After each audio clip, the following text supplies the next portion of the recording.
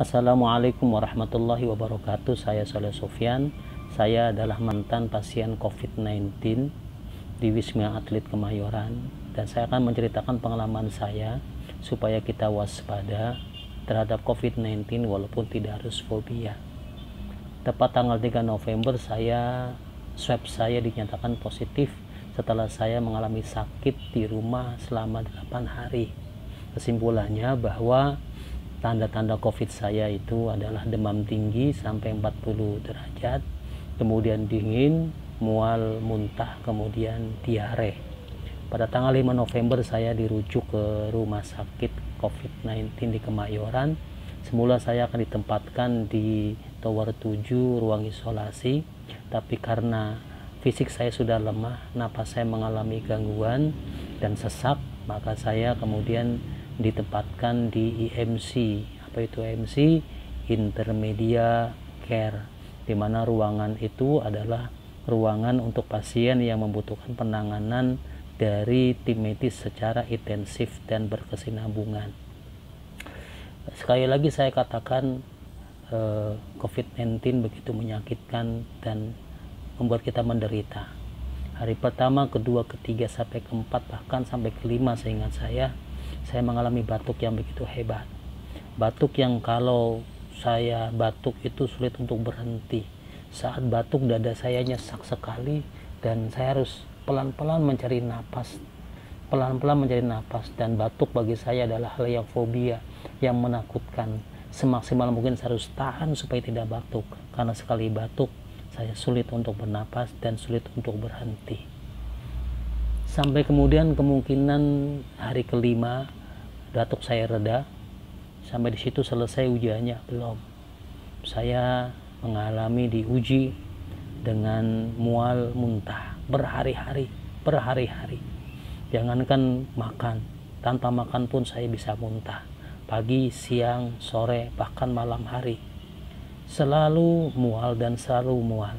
Kalau sudah mulai mual dan muntahnya sulit untuk berhenti. Walaupun ketika muntah tidak ada yang dikeluarkan, hanya pahit saja, tetap sulit untuk berhenti. Maka obatnya ketika saya muntah biasanya diberikan air yang hangat supaya melegakan tenggorokan. Berhari-hari saya mual muntah dan sulit untuk makan sampai tubuh saya kering, tubuh saya kurus banget. Saking kurusnya saya sulit untuk berjalan. Sekedar ke kamar mandi saja untuk buang air besar, saya harus didorong dengan kursi roda oleh istri saya yang saat itu juga tertular oleh saya, tetapi tidak dirawat, hanya diisolasi saja.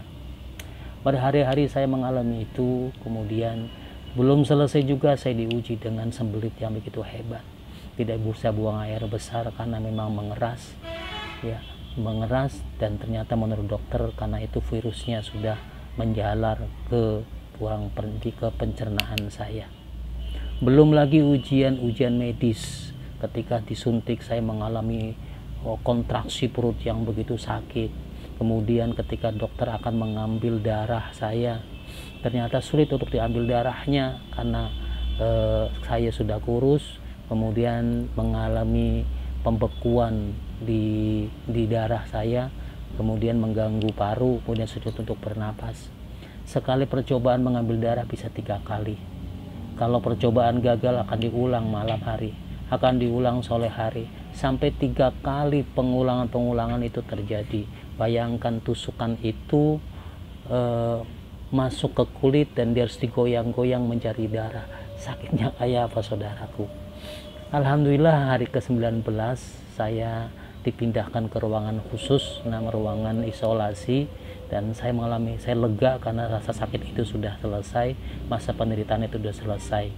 5 hari saya menunggu dengan swab kurang lebih dari awal sampai akhir 4 kali swab, dan alhamdulillah di swab terakhir yang keempat saya dinyatakan negatif.